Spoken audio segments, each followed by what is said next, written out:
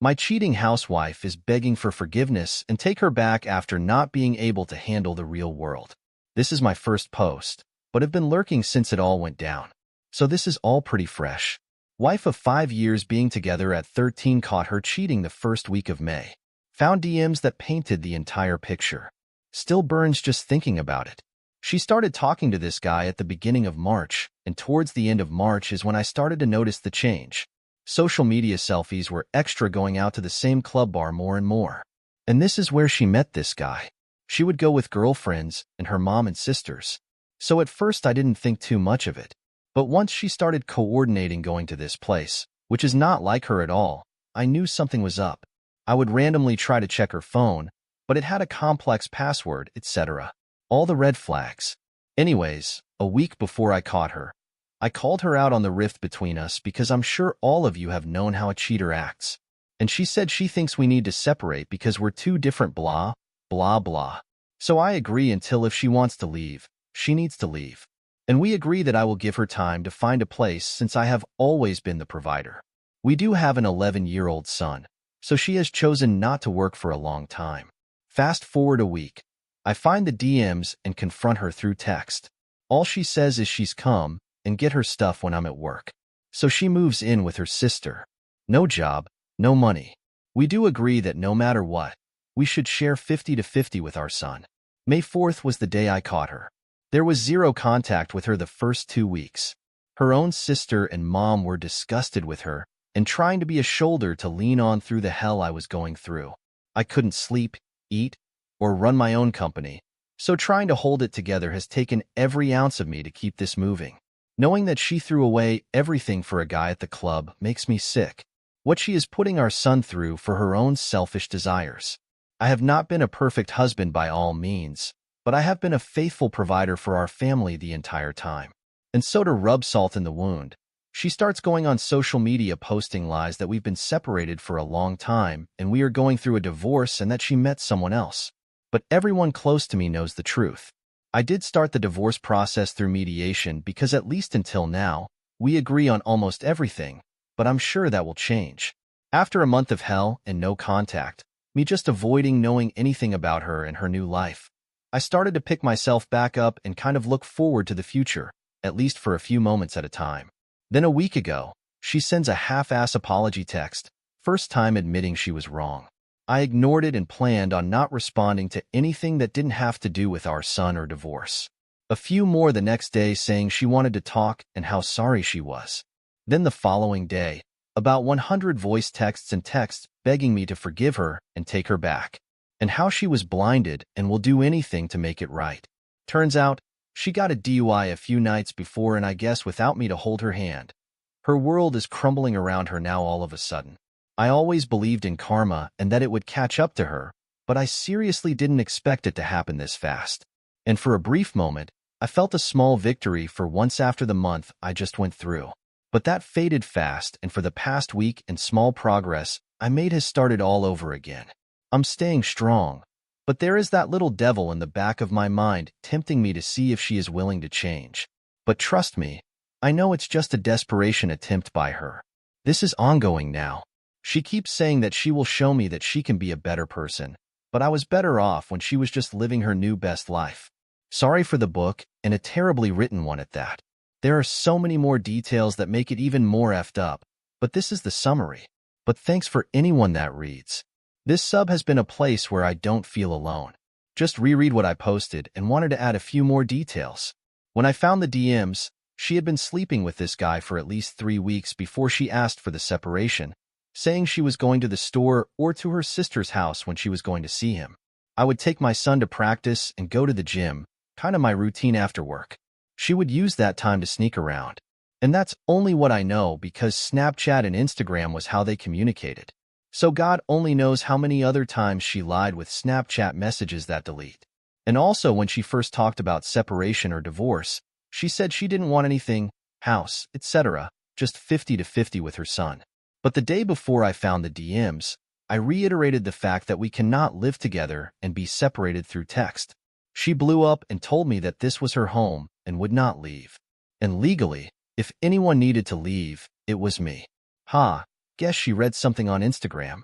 Thank God I found her old phone the next day and was able to log into her social media because she uses the same password for everything. I could not imagine what kind of hell she would have put me through without me having concrete evidence. Alright, let's see some relevant comments. My serious teaching 30 says, keep your head up, keep moving forward. She has made her choices willingly and deliberately to be in the position she is now in. If you haven't done it already, lawyer up and get this show on the road. Get the evidence you need to prove infidelity. If you're in a no-fault state, you're probably going to be taken to the cleaners money-wise. If you have a joint bank account, take out half so she can't empty it all in a night. Get a counselor for you and your child. You're going to have to make time to get your head right, and you're going to have to protect your child as much as you can from using poor emotional outlets in this extremely stressful time. It will get better. Don't let her bring you back down to her level. If she wants to go out and break her vows by banging strangers from the club, that's on her. If she wants to break the law by getting drunk and driving, that's again her poor choice. If she had a problem with how the marriage was going, there were dozens of acceptable ways to go about expressing those. Infidelity isn't one of them. Good luck. Most of us have been there, and all of us will listen. The Opie replied, thanks for the words of advice. And yes, I live in a no-fault state. Shake my head. She says she doesn't want anything, the house, the business, etc. But I already know that will change and have a lawyer on standby for when that happens.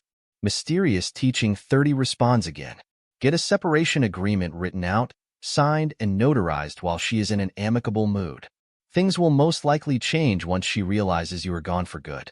You should already be getting all the paperwork done and getting ahead of the curve. I know it's tough, but you have to protect yourself from her. You have to think of her as an adversary now. She will be out to get your assets and your mental well-being. Who's Got Ammo has the next comment. Opie, you really need to act fast on covering your ass here. Once she can no longer stand in aisle about any chance she has of you two getting back together so that she can keep her meal ticket in her life, she's going to turn vengeful very quickly. It seems as though her friends and family fostered the attitude your wife had that enabled her to go out and cheat by partying and clubbing with her like she was a single woman.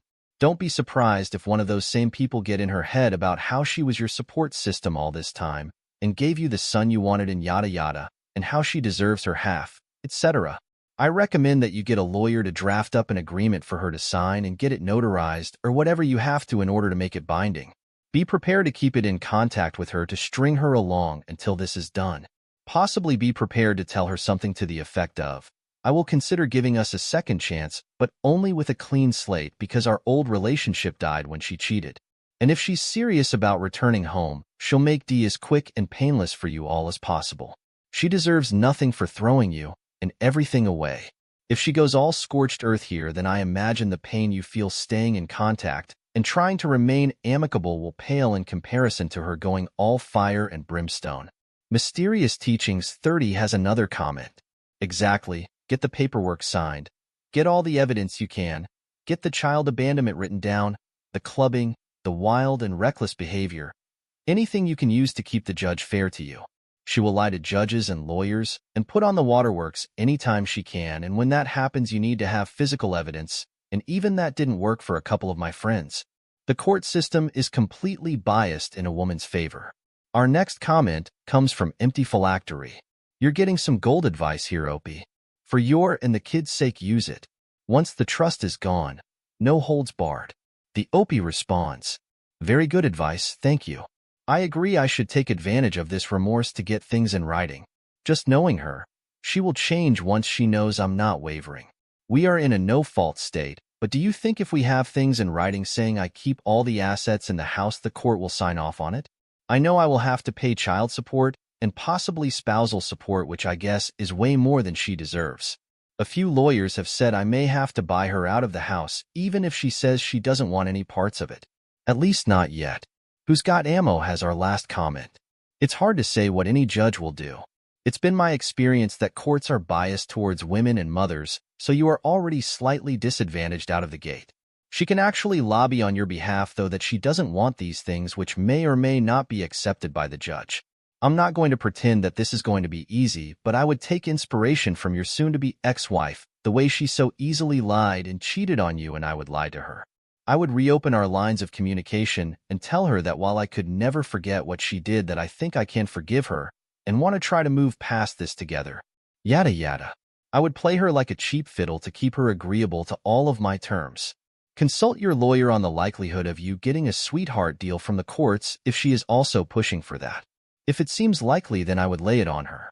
Maybe a family dinner once in a blue moon, but I'm sorry, it's still too hard because I can't get the mental images out of my head. It was nice to see you again, but it's still hard. I need you to leave again, but I can tell I'm making progress, and I will try to schedule something for us to do together soon. However, you can keep stringing her along with hopes of reconciliation to keep her willing to let you have whatever you want. It's what she deserves.